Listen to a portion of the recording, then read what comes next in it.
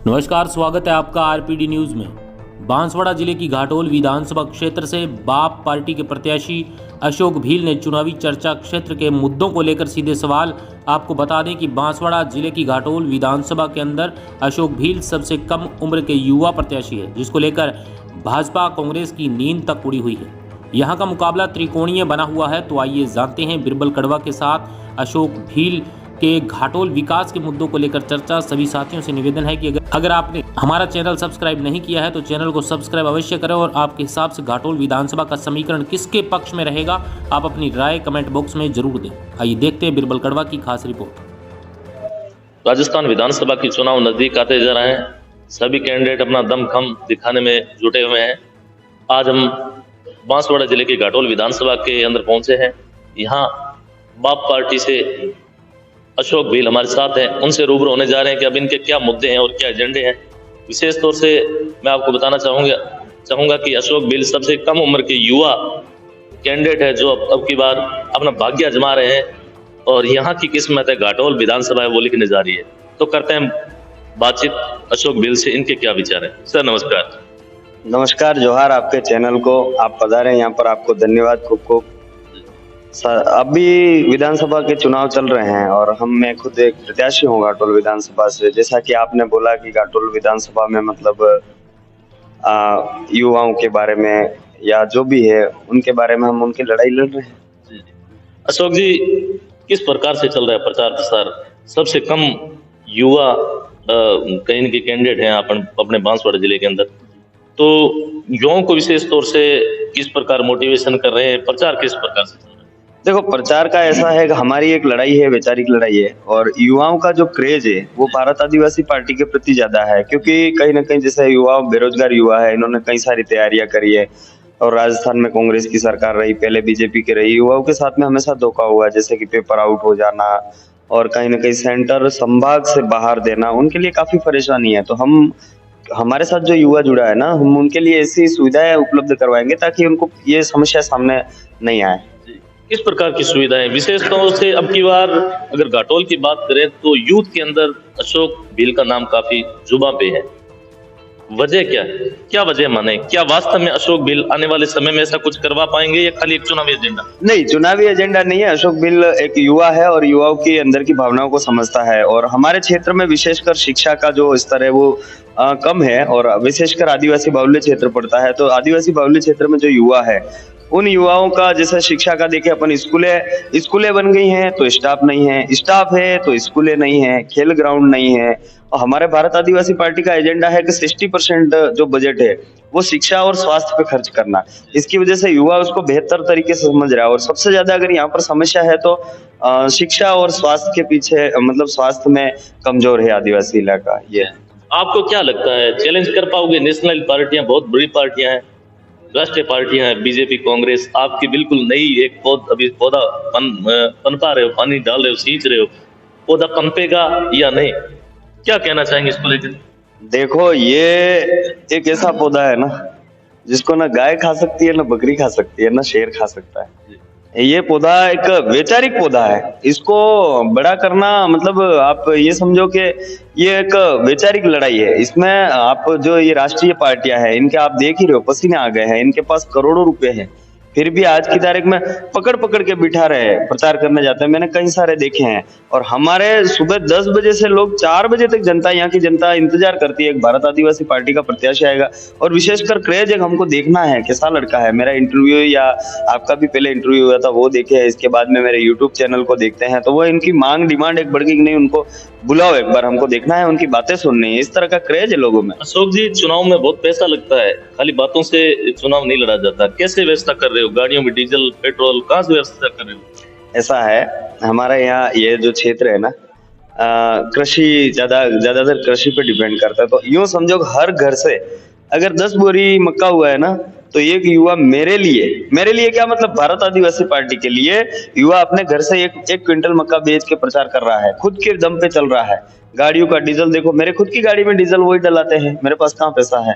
आज मेरे को कोई भी किसी भी प्रकार के, आप देख रहे हो चारों तरफ जो बैनर लगे हुए हैं, प्रचार चल रहा है, गाड़ियां दौड़ रही हैं, जो भी हो रहा है सब युवा अपने आप में युवा छोड़ो बुजुर्ग हमारे साथ में है, क्योंकि हमारी जो लड़ाई है वो पुरखाई व्यवस्था को वापस लागू करने की है। तो इस वजह से हमारे पास में हमको उन धन दौलत, उनके करोड़ों रुपए हमारे वैचारिक लड़ाई सामने जो नेशनलाइज पार्टी है उनके ऑफर नहीं मिले अशोक जी हमारे पास। मेरे को तो मैं 2016 से काम कर रहा हूँ, इतने ऑफर आए ना, अगर मैं चाहता तो, पर वो ऑफर ठुकराए ना मैंने। मेरे अंदर जो भावना है वो एक सामाजिक भावना है सब, मेरे लिए करोड़ों रुपए मायने नहीं रखते हैं, ये है। अब क्या एजेंडे रहेंगे? विशेष तौर से किसान एक वर्ग है, काफी पिछड़ा हुआ है अपने। वैसे देखा जाए तो घाटोल बिल्कुल कमांड बेल्ट है, उसके बावजूद भी कहीं न कहीं आज भी पिछड़ा हुआ है।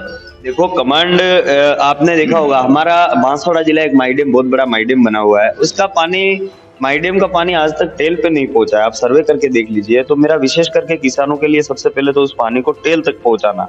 जैसे पीपलगुट का क्षेत्र पड़ता है पूरा, पीपलगुट में आज माइडेम 45 किलोमीटर समथिंग पीपलगुट पड़ता है, अभी तक पीपलगुट पानी नहीं गया है। तो कोशिश हमारी रहेगी कि इस विधानसभा क्षेत्र में, मेरे को यहाँ की जनता जीता के विधायक बना के भेजेगी, तो एक तो माइडेम का पानी पूरे घाटोल क्षेत्र में टेल तक पहुंचाना। दूसरी बात, उनको खाद की काफी समस्या आती है, तो खाद जो है वो समय से पहले, फसल बोने से पहले या फसल वो तैयार करने से पहले ही खाद उनके पहुंच जाए, बीज पहुंच जाए, समय पे उनको बिजली मिले, समय पे उनके अगर फसल खराब होती है तो मुआवजा मिले। ये किसानों के लिए विशेष मुद्दा। और सबसे बड़ा मुद्दा है कृषि मंडी। इस बार अगर मुझे इस क्षेत्र की जनता विधायक बनाती है तो मैं इस घाटोल क्षेत्र में कृषि मंडी खोलूंगा।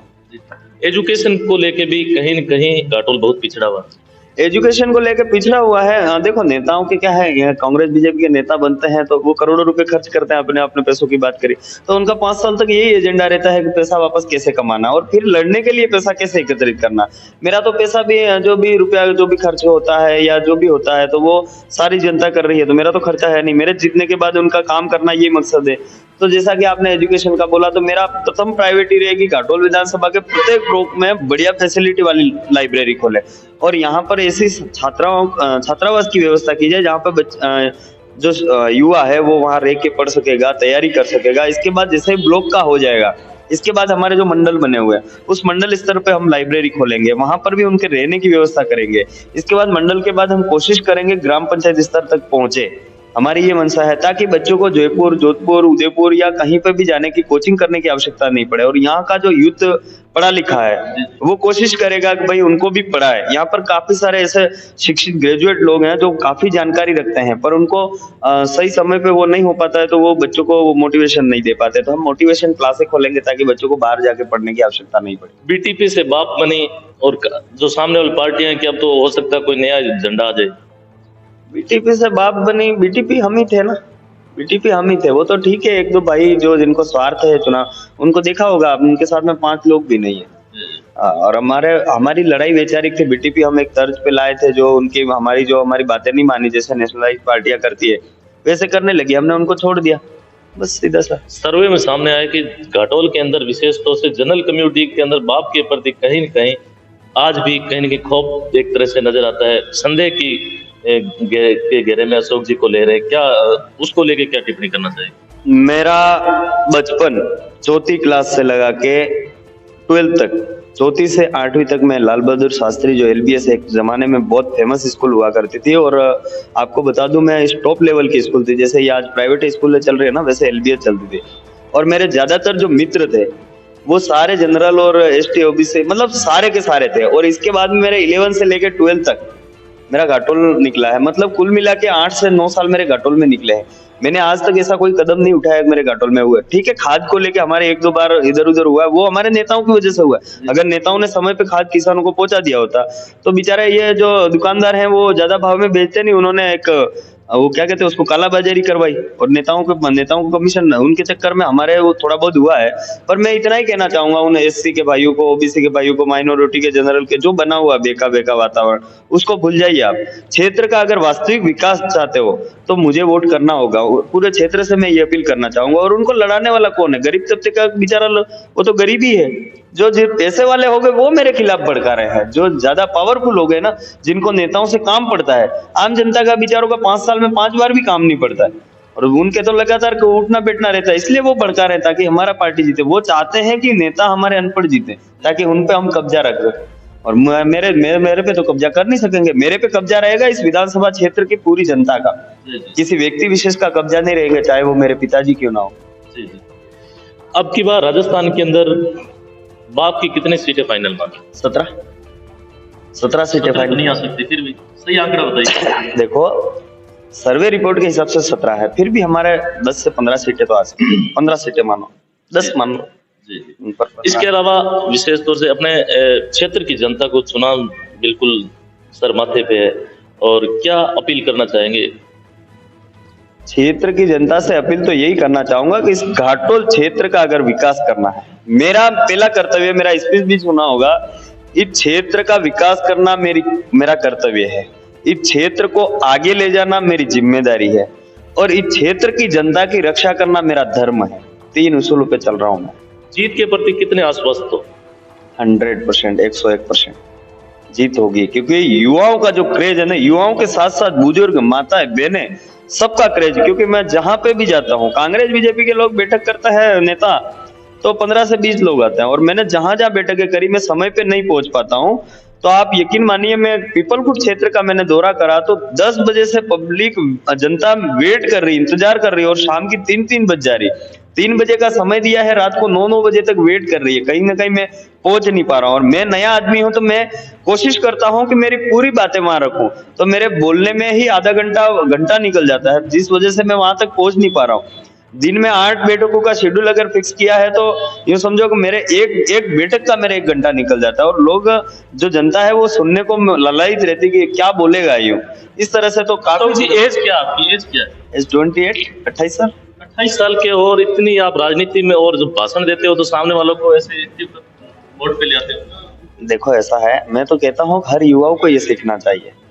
मैंने इन जनता से ही सीखा है ये जो बोलना, और दूसरी बात क्या है कि मैंने पुरानी बातों को अपने अंदर उतारा है। जो हमारे चाहे जनरल के हो, एससी को, एसटी के हो, ओबीसी को, माइनॉरिटी जो भी है, उनकी जो पुरानी परंपराएं चल रही थी, वो परंपराएं वापस लागू होनी चाहिए। नहीं तो हमारे अंदर इतना बिखराव पैदा हो जाएगा, भाई भाई को मारने को उतारू हो जाएगा। तो हमको चाहे कोई सी भी कम्युनिटी हो, उसके अंदर एक वैचारिक एकीकरण लाना है, क्योंकि भाई भाई जो लड़ रहे हैं ना, वो आने वाले समय में समाज के साथ साथ देश के लिए भी घातक है। ऐसा मेरा मानना है। शांतिपूर्ण मतदान के लिए एक अपील। देखो शांतिपूर्ण मतदान तो होना चाहिए। ये देश लोकतांत्रिक देश है, और लोकतांत्रिक में सबका हिस्सा है, लोकतांत्रिक तरीके से उसमें भागीदारी निभाए। और आज की तारीख में वैसे तो देखा जाए, लोकतंत्र की तो हत्या हो ही गई है, मुझे तो ऐसा लगता है। क्योंकि मैं जहां जहां जाता हूं तो मेरे को युवा ये सवाल करता है कि यार हमारे नेता हमको दबा रहे हैं। मैंने कहा यार, नेता हमने बनाए हैं, नेताओं ने हमको नहीं बनाया है, तो किस बात का दबाव? हम इस लोकतंत्र की स्थापना हुई है, उस लोकतांत्रिक देश में जी रहे हैं, और जिनको हमने मतदान करके ऊपर भेजा है वो हमको डराए, तो फिर किस बात का लोकतंत्र? तो उनके अंदर से वो भय निकालना है। मैं तो जनता को, मेरे भाषण सुने होंगे, हालांकि कहना नहीं चाहिए, मैं तो कहता हूं कि नेता से सवाल करना सीखो। जो जूते हम मंच से बाहर निकालते हैं ना, वो अपने पास में रखो। चाहे मेरे को भी जीता के आने वाले 5 साल में मेरे पास सामने भी जूते अपने पास रखो। अगर मैंने वो काम नहीं किया ना, मैं कुछ भी गलत करता हूँ ना, एक बार जनता को, नेताओं को सिखाओ आप कि नेता हमने बनाए हैं। नेताओं के अंदर ये डर पैदा नहीं होगा, तब तक क्षेत्र का विकास नहीं होगा। जी, मेरा अंतिम क्वेश्चन है, आपकी पार्टी के जो खास जो नजदीक रहे भगवती बेल प्रकाश जी, तो कहीं न कहीं वो आपके विरोध में आ गए हैं, कांग्रेस पार्टी के अंदर चले गए हैं, क्या कहना चाहेंगे इसको लेकर? ऐसा है, मैंने पहले ही बोला है, हमारी लड़ाई वैचारिक है। वो विरोध में गए तो हमारा फायदा करके गए, नुकसान करके नहीं गए। क्योंकि वो आए थे तो उनके साथ में जो जुड़े थे वो हमारे साथ आए। हमने एक वैचारिक लड़ाई उनके सामने रखी कि हमारी ये लड़ाई है, तो वो तो जुड़े साथ साथ में जो एक व्यक्तिगत भी वो होता है, तो वो जाने से जो नहीं जुड़ना चाह रहे थे, हो सकता है मेरी वजह से कोई नहीं जुड़ना चाह रहा है, तो जैसे ही मैं निकला तो वो भी जुड़ गए। इसलिए हमारा तो फायदा है। और भगवती जी के बारे में कहना चाहूंगा, वो एक सामाजिक मूवमेंट पे काम कर रहे थे, और फिर उन्होंने कभी भारत आदिवासी पार्टी को ज्वाइन ही नहीं करा। हमारा नुकसान क्या है? आज देश में कितने सारे सामाजिक संगठन बने हुए हैं आदिवासी को उत्थान के लिए, बहुत सारे, वो भी उनके भी वैचारिक मुद्दे और भारत आदिवासी पार्टी के वैचारिक मुद्दे। देखो पूरे देश में जो आदिवासी संगठन बने हुए हैं ना, सबके वैचारिक मुद्दे एक हैं, पर कहीं ना कोई किसी पार्टी से, जैसे हमारे वैचारिक मुद्दे एक हैं, हमको लगता है कि हमारा भारत आदिवासी पार्टी है वो हमारा भला कर सकती है, इसलिए हम उनके साथ जुड़े हैं। अब कांग्रेस में, जब कांग्रेस को आपने देखा होगा 2013 की अधिसूचना देख लो, अगर वो जुड़े हैं तो कैसे जुड़े हैं? 2013 की अधिसूचना की बात करें ना, उनकी पार्टी कांग्रेस के साथ जुड़े, एक भी स्टेटमेंट दे दे 2013 की अधिसूचना को रद्द करवाएंगे हम, एक भी तो दें वो। जैसे कि माइंस का है, माइंस का ये नेता बार बार कहते हैं कि हम अभी विस्थापन जो कौन अपने क्या कहते हैं इसका, सोने की फैक्ट्री लगने वाली है, वहां जाके ये स्पीच करते हैं कि हम बंद करवा देंगे। भाई बंद कैसे करवा दोगे? खुलवाई तो आपने है। इस घाटोल में नेता ही तो 4 पैदा हुए हमने जहां तक देखे। पहले नवनीत लाल जी, नाथूलाल जी थे, वो पुराने टाइम के थे। नवनीत लाल जी, नाना लाल जी, मांझी भाई और हरेंद्र जी, 4 नेता ही तो हमने, हमारे तो 30 साल की एज में हमने 4 नेता ही देखा, और 30 साल में ही ज्यादातर देश का एक विकासशील या विकसित जो माने अपन 30 साल में हुआ है। इन 4 नेताओं ने तो ये काम करवाया और हाथ जोड़ के कहते हैं हम बंद करवा देंगे। शुरू ही तो आपने करवाया। मानशंकर जी भी पूर्व में सांसद रह चुके हैं और नानालाल जी भी कहीं न कहीं अपनी छाप छोड़ चुके हैं, पूर्व में रहे हैं विधायक, तो क्या कहेंगे उनके लिए? देखो ऐसा है, हमारे दोनों कदावर नेता है यूथ। हमारे बिली भाषा में ऐसी कहावत है कि हमारे लोगों, हमारी जो जनता है ना, हमारे आदिवासी बाहुल्य क्षेत्र में विशेष कर क्या है, दूल्हा होता है ना, बार बार उसको शादी करवाते मजा नहीं आता है। जो नया होता है ना उसकी शादी करवाओ, मजा आता है, लोग धूमधाम से नाचते हैं। तो इसी तरह से इस विधानसभा क्षेत्र में एक माहौल बना हुआ है कि इस बार परिवर्तन, इसलिए वो सांसद रहे हो या मिनिस्टर रहे हो, कोई भी रहे हो, उससे कोई फर्क नहीं पड़ता है। आपने देखा होगा कई बड़े बड़े मिनिस्टर धराशायी हो जाते हैं, अच्छे धराशायी हो जाते हैं, तो ये तो सांसद रहे हैं। वो एक मोदी 2014 में मोदी लेयर थी, उस जमाने में मानशंकर जी को टिकट मिल गया और निकल गए, घर जाने के लिए रोड नहीं बना सके वो। ज्यादा समय नहीं लेंगे, अंतिम क्वेश्चन, क्या मैसेज देना चाहेंगे अपने क्षेत्र में? मैसेज तो यही देना चाहूंगा कि आदिवासी, विशेषकर आदिवासी बाहुल्य क्षेत्र है और हमारे बाप दादा आदिवासी पुरखे, हमारे बिली भाषा में जो हमारा निशान आया है उसको गेड़िया और डोट बोलते हैं, ठीक है। और वर्तमान में इस देश का राष्ट्रीय खेल है हॉकी।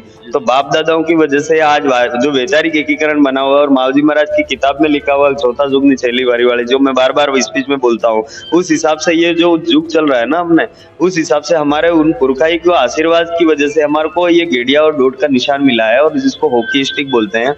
तो मैं इस क्षेत्र के जनता से अपील करना चाहूंगा कि आने वाली 25 नवंबर को सुबह से लगाकर शाम तक भारत आदिवासी पार्टी के पक्ष में मतदान करें, और मतदान कर भारत आदिवासी पार्टी को विजय बनाएं। भारत आदिवासी पार्टी जीतती है तो इस क्षेत्र की पूरी जनता जीतेगी। आप सोच रहे होंगे अब दूसरे विधायक बनते तो वो जीतते हैं, क्षेत्र की जनता कैसे? तो हमने भारत आदिवासी पार्टी का एक नियम है कि 80% हिस्सा जनता की देख रेख में खर्च होगा बजट का। ये विशेष प्रावधान है, किसी भी पार्टी में नहीं होगा, और हमारी पार्टी का ये विशेष प्रावधान है कि 80%। तो आप इसी से समझ सकते हो कि जनता विधायक है, क्योंकि उसकी देखरेख में, जनता की देखरेख में वो बजट खर्च होगा। और 20% है वो हमारे लिए छोड़ रखा है ताकि हम सामाजिक मूवमेंट में काम करें, किसी न किसी प्रकार का हमको खुद को चलना होता है, इसलिए 20% छोड़ रखा है। 100% क्योंकि इसीलिए तो हमारे से खर्चा नहीं करवा रहे हैं, इसीलिए तो जनता हमारे साथ जुड़ा हुआ है। विशेष मुलाकात और बातचीत, अशोक भील कम उम्र के, काफी उनके जो भाषण है काफी लोकप्रिय होते जा रहे हैं, विशेष तौर से सोशल मीडिया में अशोक जी काफी छाए हुए हैं, और कहीं न कहीं यूथ के अंदर भी आइकन बने हुए हैं। विशेष तौर से अपने बांसवाड़ा जिले के अंदर घाटोल विधानसभा को लेकर बाप पार्टी कहीं न कहीं उभरती हुई नजर आ रही है। धन्यवाद जी, धन्यवाद।